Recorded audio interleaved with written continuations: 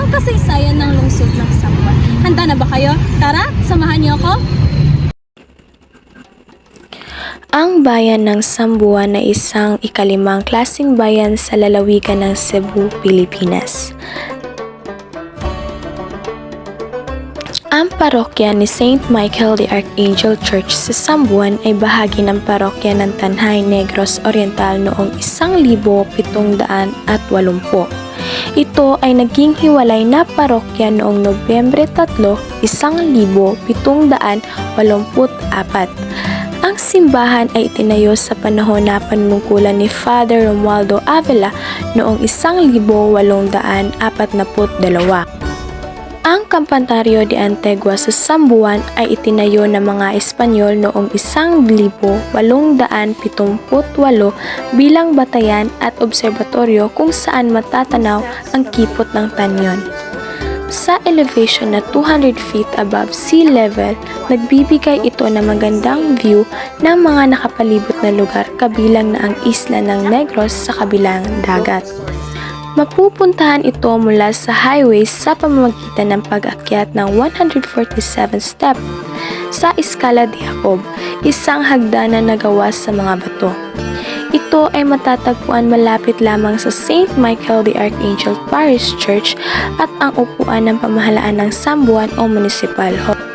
Ang Sambuan ay malapit sa katimugang dulo ng isla ng Cebu, 150 km mula sa Cebu City sa pamamagitan ng Natalio Bascalso Avenue. Kilala ang Sambuan bilang pagdadaglat ng salitang sinumbuang bilang isang uri ng pangingisda noong panahon ng Kastila. Gayunpaman, ang Sambuan sa ating mga makasaysayang papel ay malamang nakilala bilang kanamukan na isang teritoryo sa ilalim ng sistemang komedyan ng Espanyol na administrasyong Espanyol sa panahon ng kanilang panunungkulan at pananakop. Sa paglipas ng panahon, nagiging Sambuan ang kanamukan sa kasalukuyang gamit. Ang Sambuan ay isang maliit na bayan sa isang burol. Ngunit ito ay dating mas malaking bayan kung saan ang Alegria ay nasa ilalim ng teritorya ng jurisdiksyon nito. Sa katunayan, ang mga taga-Alegria ay ginawang sapilitang pagawa para sa pagtatayo ng simbahang Sambuan. Noong kalagitnaan lamang ng dekada 1880, ang dalawang bayang iyon ay nahiwalay sa Sambuan. Ang mga bayan na hinatilan at malabuyok na ngayon ay nasa pagitan ay nilikha pagkatapos ng paghiwalay. Ang Museo de Sambuan ay ang mga lumang gusali ng munisipyo ng Sambuan na ngayon ay naglalaman ng mga bagay ng pamumuhay ng Sambuan sa ating kasaysayan hanggang sa kasalukuyan. Ito ay ginawang museo na itinayo ang bagong Sambuan Municipal Hall.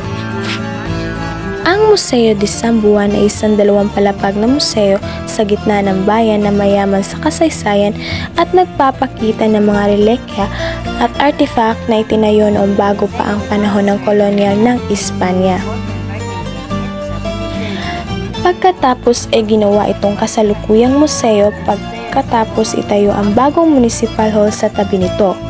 Bukod sa mga makasaysayang bagay, nagpapakita rin ito ng mga kwadrado na gawa ng mga lokal na artista sa ilang mga gallery at mga handicraft na gawa sa kahoy ng French exporter na si Fabrice Despoux.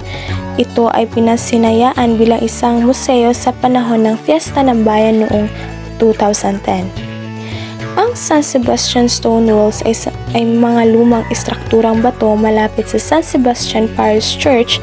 Maaring ito ang dahilan kung bakit kilala ang barangay na ito bilang bato, nangangahulugang bato. Ang Our Lady of Consolation Church na tinawag ding Sambuan Church ay isang simbahang Romanong Katoliko at Marian na matatagpuan sa bato sa bayan ng Sambuan, Cebu, Pilipinas. Ang isang hagdanan ay tinanggap ang kawan sa isang portiko. Ang pasukan ng simbahan ay binubuo ng 3 hugis parehaba na pintuan. Sa itaas ng taas ay isang matulis na palamuti ng arkone na napakaloob ng isang urosas na bintana na naglalarawan na sa patron. Ito ay nasa gilid ng mga pilaster at matulis na mga bintanang arko. Ang kampana ay tinayo sa gilid ng sulat. Ito ay konektado sa simbahan at may 4 na antas. Ang antas ng lupa ay may butas na hugis parihaba ng dingding.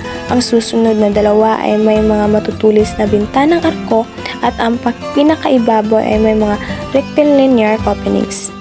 Ang hagdanan ni Jacob o Escala de Jacob, isang palipad na 147 na hakbang na bato na itinayo noong 1878 ay nag-uugnay sa lugar sa baybayin sa lumang tore ng bantay sa isang talampas sa San Juan, Cebu na nagpapadali sa pag-akses ng mga parokyano mula sa baybayin patungo sa simbahan. Ito ay itinayo noong 1778 sa pamamahala ni Father Torbeo Herzon. Spaniards